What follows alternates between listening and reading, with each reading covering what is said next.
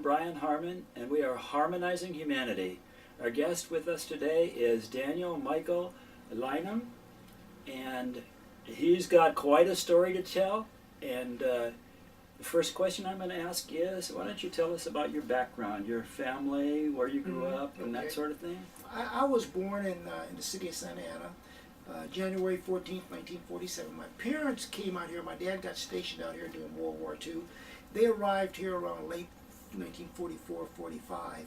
And my mom was really trying to get pregnant, and she couldn't. So eventually, they just quit trying.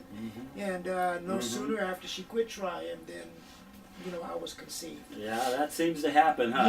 Yes. The pressure's off. Gets easier. Yes. Looking back, of course, you can see God in it, that he definitely had a plan. So I was born January 14th, and then they tried to have another child, never could, so they just quit. And so I ended up, of course, growing up as an only child, didn't have any siblings, any brothers and sisters. I had a grandmother that was a school teacher back in Kentucky. And it was one of those schoolhouses where they had a pot-bellied stove in the middle, no running water, no electricity or anything. And so we lived in the country. So we had a very strong family. My mom was a very strong Christian woman. And we went to a little church in Long Beach. Well, it wasn't really that little, but it was a church we went to every Sunday. My mom, one of my aunts, and her kid, who was about my same age, we went every Sunday, drove to Long Beach down there to church. That's where I really first heard the gospel. And I remember about 7 or 8 years old, I really came to understand the gospel. At that age, I understood that Jesus was the Son of God. I understood that he was God in human flesh. He came to this earth. He suffered. He died on the cross to pay the price for sins. And that in order for me to serve him, I had to give my life to him, and which meant I had to make a really firm, solid, commitment. So at about 7 years old, they would have an altar call at our church, and so one evening at the evening service, I believe it was, I was really serious about it. I wasn't playing around because I knew it was a serious decision to make, and I went forward and made that profession of faith in Christ. At 7 years old, huh? At 7 years old, Okay. There was no follow-up in the church, and of course, eventually, I kind of went my own way, after that. But growing up in Santa Ana, was interesting. It was a small place, very small black community, just a handful of people, but very close, a very, very tight-knit community. When we first lived on 4th Street in Santa Ana, bought our first house there.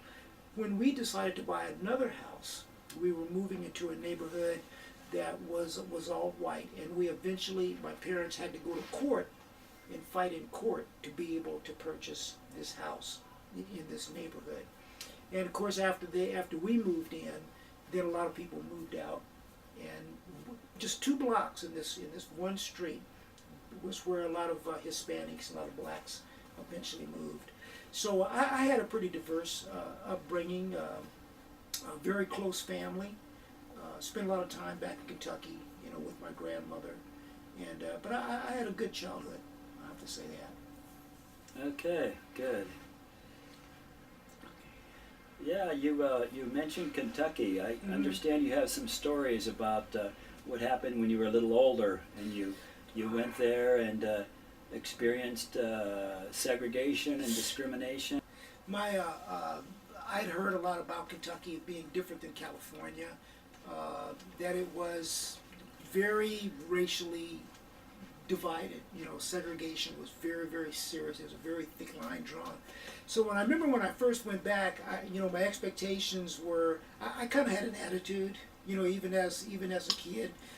First grade, second grade, I kind of had an attitude, and I just was thinking, this isn't right, it isn't fair, and so I was going to kind of buck up to it. I kind of had a rebellious attitude toward this, but I remember a number of incidents. It was what they called at the time the Jim Crow system, which came about historically kind of right at the ending of the of Reconstruction after the Civil War, they instituted this system in the South. So it was strict segregation. You had colored water fountains, and you had certain sidewalks you could walk on, and certain doors you could go in, and between the colored and the white.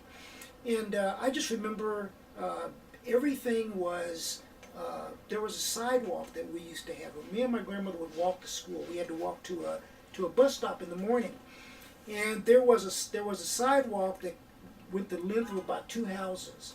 And whenever we would get to this sidewalk, to this part of the sidewalk, my grandmother would walk in the street and go around. And so I asked her one day. I says, "Grandma," says, "why is it that you don't walk on that sidewalk?" She said, "That sidewalk belongs to those people that own that house right there." She said, "And they don't want black people walking on their sidewalk." Well, why did she tell me that? Okay. Big mistake. The next morning on the way to school, she went on around and everything. Well, I walked the sidewalk. And I remember I walked all the way to the end of the sidewalk, and I was looking at the house, waiting for somebody to come out and say something. I was all prepared. And I probably walked that sidewalk 2 or 3 times, back and forth, like daring somebody to come out and say something. Remember, my grandmother was so far, she goes, "Come on here, boy, we're going to miss the bus. You're going to make us miss the bus." And nobody ever came out, And then I remember we used to go to the theater, and whenever we go to the theater, we had to go through the back door. We couldn't go through the front door, so we couldn't go to the snack bar where you could buy sodas and popcorn and things like that. We had to go back behind the stage in a little area where they kept mops and buckets and things, and we could only sit in the first 2 rows, of the theater. So those were just some of the basics, but everybody got along there. Okay, and, let's go back to a 2-shot, just for the fun of it. Starting from, you said the back 2 rows, and then... Yeah, the first 2 rows.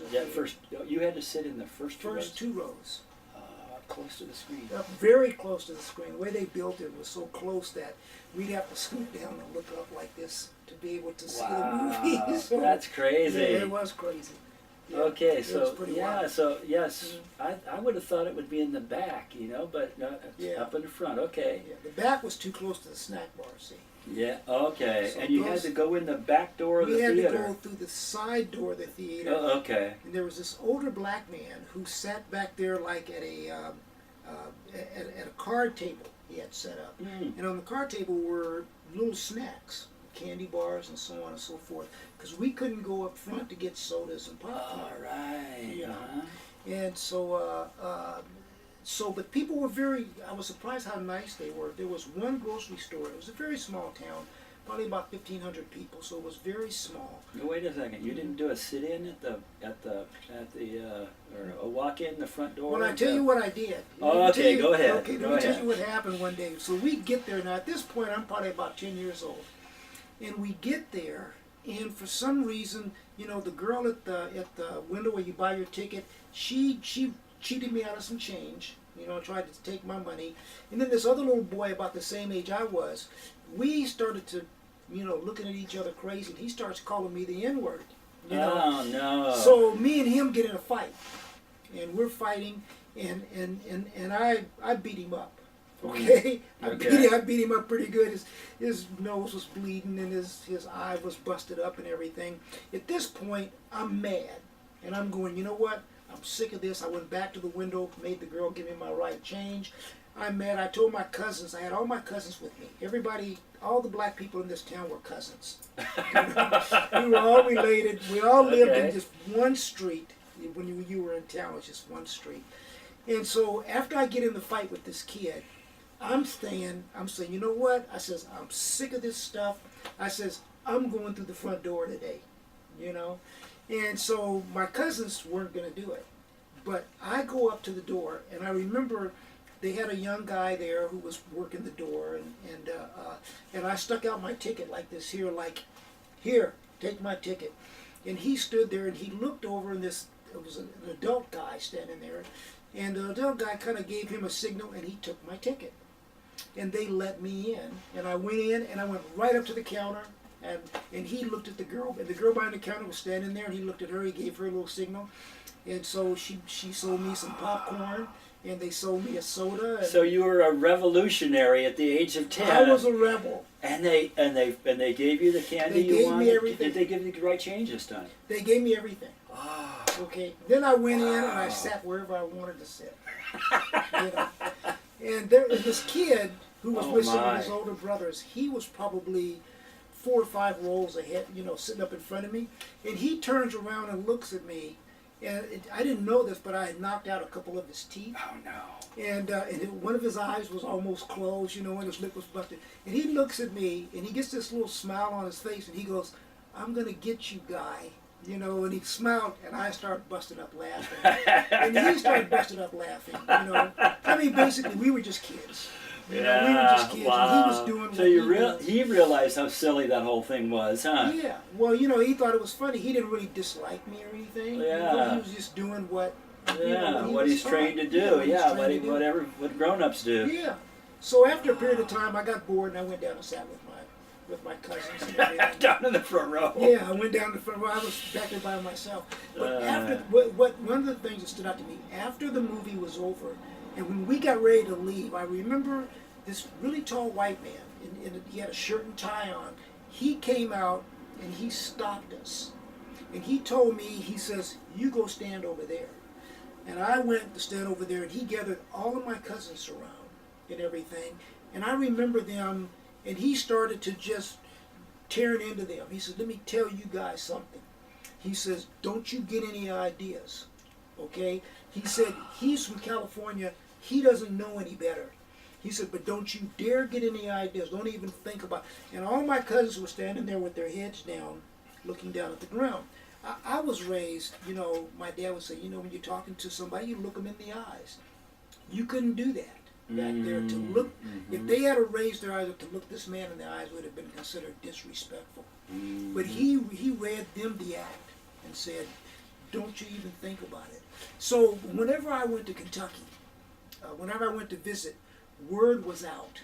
Okay, Miss Katie's grandson from California is coming to town. And so all the white people knew that I was coming. And so this day at the theater, when I got home, my grandmother was there with a couple of other older people in the community. And they sat me down. They had got the word. You know, somebody had told them, you know, "This is what your grandson did." And they said, "You know what? We understand he's from California. He doesn't know any better. But he can't do that." And I remember my grandmother sitting down there giving me a talk and telling me, "You know what? This is Kentucky. This is the way it is." I'm going, "But Grandma, it isn't right. Grandma, it isn't fair, you know, for them to treat you like that, you know, and it's so disrespectful." And she says, I know. She said, "But this is the way it is."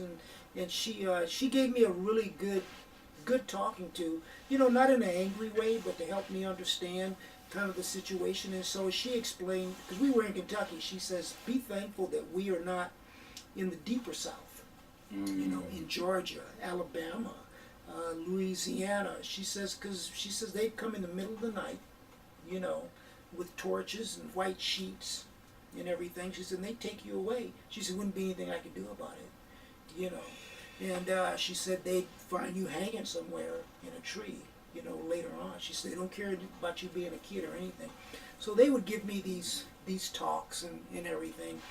But, you know, so every year or so I would show up in Kentucky, and everybody knew I was coming. Miss Katie's grandson from California is here. And but they, you know, it was interesting because when we would go into this one supermarket, we could go shop there. They were very respectful to my grandmother. And there wasn't conflict. I never saw the police down in the black area of town. Never, you know, saw the police down there. One time when things got really crazy, Friday nights, they had a little juke joint, called a little juke joint, where they would go down and drink and party and everything. And people would get drunk and they start fighting and carrying on. Well, if it got really, really bad, then maybe the police would show up. But they would come to the edge of the community, and they would pull over a couple of guys that they talked to and told them, "Look, you guys need to take care of this. We don't want to come down here and take care of this." So in that environment where you had strict racism, Jim Crow segregated racism, you didn't have police brutality. You know, you didn't have police harassment. Police never, they didn't want to come down there. Just take care of your own, and that's absolutely fine with us. So that was my experience, and we kind of stayed to ourselves. And there were certain places we could go, and certain places we couldn't go, and everybody basically kind of knew where they stood, and so everybody got along. Actually, got along very, very, very well. I wonder if maybe part of that is because you were, like you say, in Kentucky rather than Mississippi, Alabama. You know, the fact that even the whites realized that, you know, this whole thing doesn't exactly make sense, but so the police respected the fact that you had your community, and I have a feeling that it might not have been that pleasant for blacks in some other parts of the country. No, absolutely not. And I never went down that far deep in the South when I was a kid, but I would hear the stories. So it was interesting. I had a couple of experiences. When I was 12, I was in Frankfort, which is the capital of Kentucky, and about 20 miles from where I basically kind of grew up, which was called Lawrenceburg. And we had relatives there, and one day I just went out during the summer taking a walk downtown, window shopping and everything, and I got hungry, and so I thought, I'm really hungry, I need to get me a hamburger or something. And so every little restaurant, every place I went had a sign in the window that said, we don't serve coloreds, we don't serve Negroes, we don't serve, and then it would have the straight up N-word, you know, in the window. So I couldn't find any place, and I was really hungry. So finally I just picked a place, and in the window it had a sign that said, we don't serve Negroes. So I went in to this little juke joint place, and this guy that came out of the back looked like a typical, like in a movie. He was big, he was really, you know, obese, and he had his t-shirt up to here, and his stomach was hanging out, and he had on this greasy apron and this hat cocked to the side. It was a stereotype. Stereotype, yes. And he came up to me, and he says, what's wrong with you, boy? He said, didn't you read that sign out there? He said, we don't serve Negroes. And I said, sir, I says, I don't eat them. I says, all I want is a hamburger. And so he gave me a crazy look, and he said, where are you from? I said, I'm from California, sir. And he says, I'm going to make you this hamburger. He said, I want you to take this hamburger and I want you to get out of here. He said, don't ever come back here again. I said, yes, sir. I said, thank you, sir. And so, while he was fixing that, I started playing with the pinball machine. And he came out and he pulled the plug out. And he said, you get against that wall instead. He said, I didn't tell you could make yourself at home in here, you know. And so I was very respectful. I said, yes, sir, sorry about that, sir. And he said, you stand right there against that wall and don't you move. And he brought my hamburger out in a little brown paper bag, and he gave me the hamburger, and I think it didn't have the name of his shop on it either. No, it didn't. No. It didn't. So, but you know, I had different experiences like that. And when I got into high school, I went to a school there, very famous school, called Lincoln Ridge Institute. It was an all-black high school, but it was a boarding school. It had a men's dorms and a girls' dorm. So you lived in Kentucky at that time? I lived there. Whenever I would go back to go to school with my grandmother, I'd live there. And we had a country house, we had an outhouse, we didn't have any running water. Every morning the boys, we'd have to go down, we have to take 2 buckets apiece, go down to a stream that ran through the property, and we would draw water from that best water you'd ever. This water was better than any bottled water you could buy. So it was. I enjoyed my childhood a lot, especially in Kentucky and the country. It was a lot of freedom and a lot of fun. We had a great time. We had a barn, and we had chickens and had a couple of cows, and we raised a couple of pigs, and we had a preservative where we preserved our whatever we would grow and everything. So it was straight country living, but it was a lot of fun. Okay. At what point did your life take the interesting turn where you started to get involved in some real serious stuff? When I got about 16 was when I could really rebel, because I went to church. My mom took me to church every Sunday. I sang in the choir. I did everything at church. But when I got around 16, 17 years old, when I could really rebel and make it stick, I did. And so I kind of at that point stopped going to church, and I really went my own way. And so it was kind of after that point when I really began to get into some things. Graduated from high school in 65, and looking for some adventure. I got married in early 66. Why? Still have no clue why I did that, but I did it. And that was a disaster, you know. Got drafted to go to Vietnam at some point in 66. In the interim, at 19 years old, I had a heart attack. And they discovered I had pericarditis, was what it was, which is inflammation of the heart, you know, fluid around the heart got bigger, and so on and so forth. So what was God doing? I don't know. You know, when I look back, I see God working, you know, in my life. I can look back and see certain situations like the heart attack, and I recovered from that. Took me about a summer, but I recovered, and then I came in contact with the Black Panther Party, you know, through a guy that I had met who was an older guy, and so that really drew my attention was the Black Panther Party, and so I started to get involved in that, and so from that point. I was very active in the community. I was really considered a community worker, but I thought the Black Panther Party attracted me because they didn't take no mess, and so that really kind of attracted me.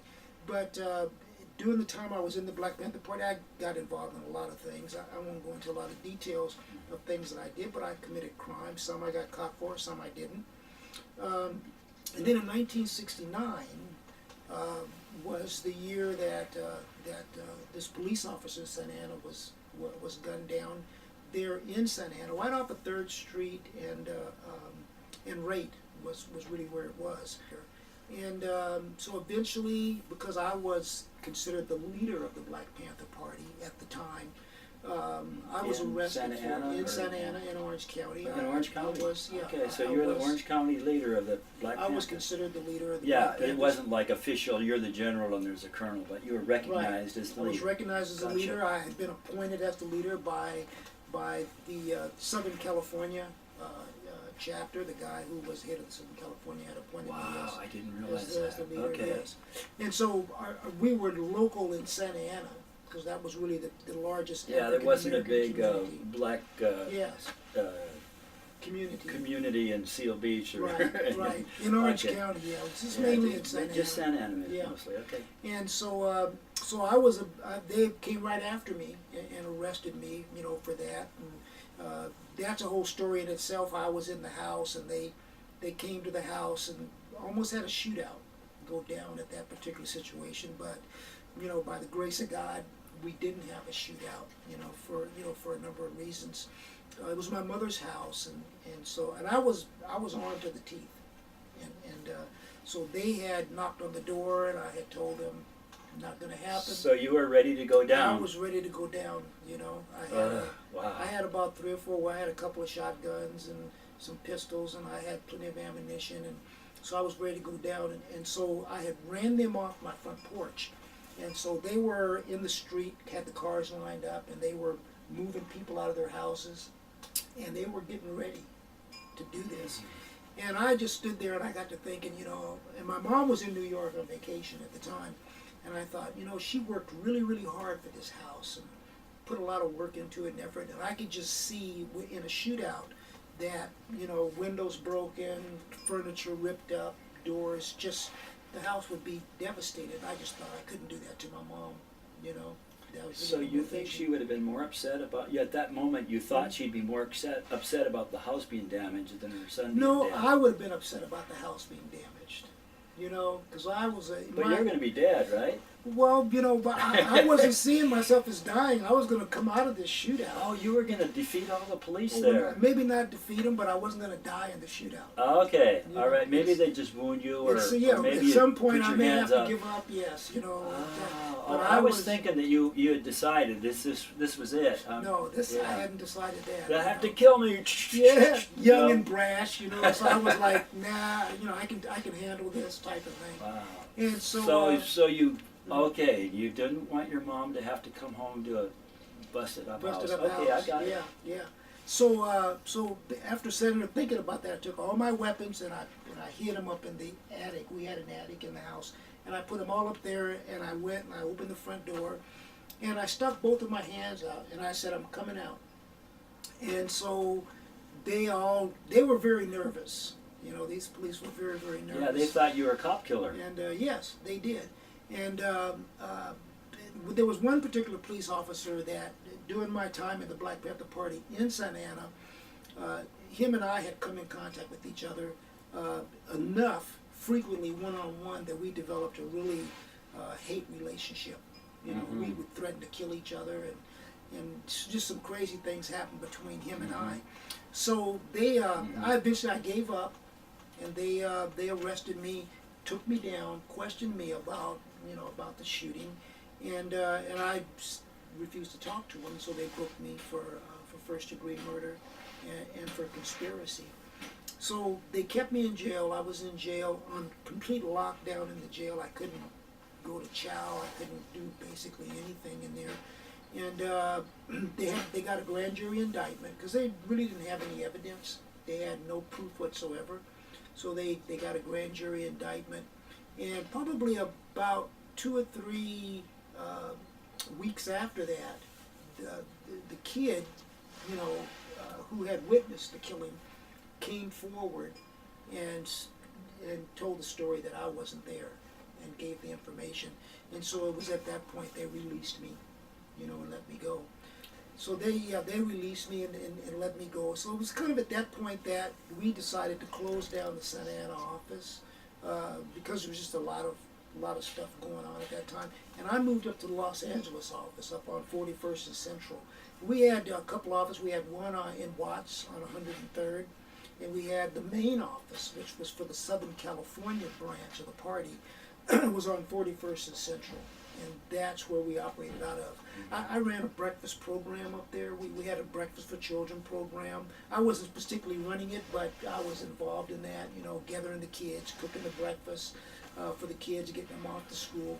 A lot of the Black Panthers program, a lot of people have a picture as the Black Panthers as somebody that hated white people, but we were not about race at all. We were really we had a 10-point program that asked for medical care, asked for some say-so in terms of education, have some representation, so on and so forth. So the 10-point program was just really, hey, we want some say-so in our community. But the thing that really got us in trouble was that we believed in armed self-defense, and that's how the party was originally founded by Huey Newton and Bobby Seale. Was in response to harassment and things by the police, and at the time in California you could open carry, so they did some marches up to the Capitol in Sacramento in California with guns. There's pictures of them on the steps of the Capitol with guns. They went into the legislature carrying guns, which was legal.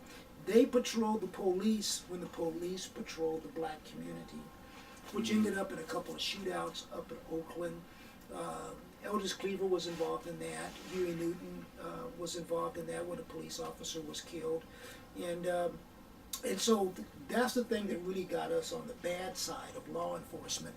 And the fact that we also were Marxist-Leninists. Okay, our philosophy was socialist communism. It was really where we were at. Karl Marx, Chairman Mao, these people were people that we that we looked to, for guidance politically. That was our philosophy. Well, thank you for coming in. I appreciate Absolutely. it. Thank you for having me. It was a real pleasure. Thank you.